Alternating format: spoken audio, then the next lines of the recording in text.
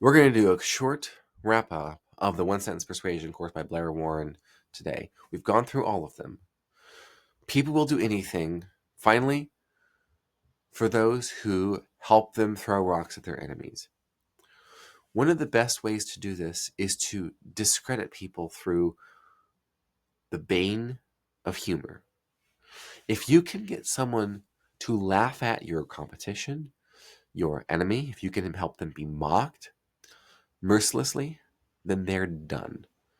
The brand Jaguar, if you're in Europe, you know it as Jaguar, then you can, and you're a competitor of their sports cars, all you have to simply do is to spoof and meme their horrific, woke, fashion, androgynously skinny fat advertisement that didn't even feature a sports car in it.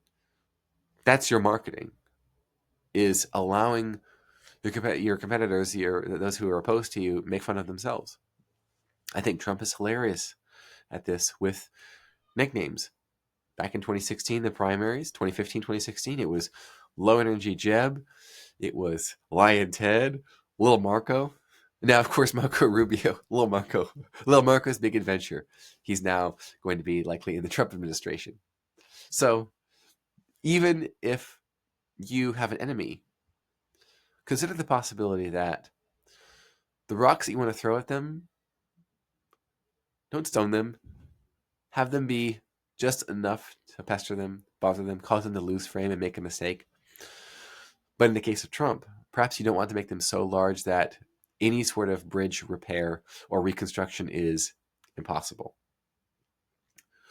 We saw this also with Mitt Romney, with Joe Scarborough and Mika Brzezinski, all of whom, both in 2016 and then now in 2024, have gone, depending who you ask, you might say that they have gone crawling literally, maybe metaphorically, maybe both, to Donald Trump, to Mar-a-Lago for favors, help, support.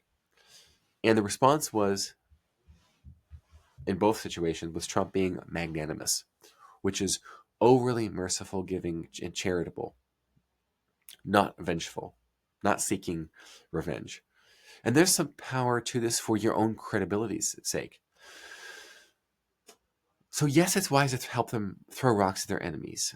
But the key is to help them, not to throw rocks at their enemies, is what the phrase is. I might suggest throwing pebbles, mocking their enemies, making fun of them, perhaps not obliterating them.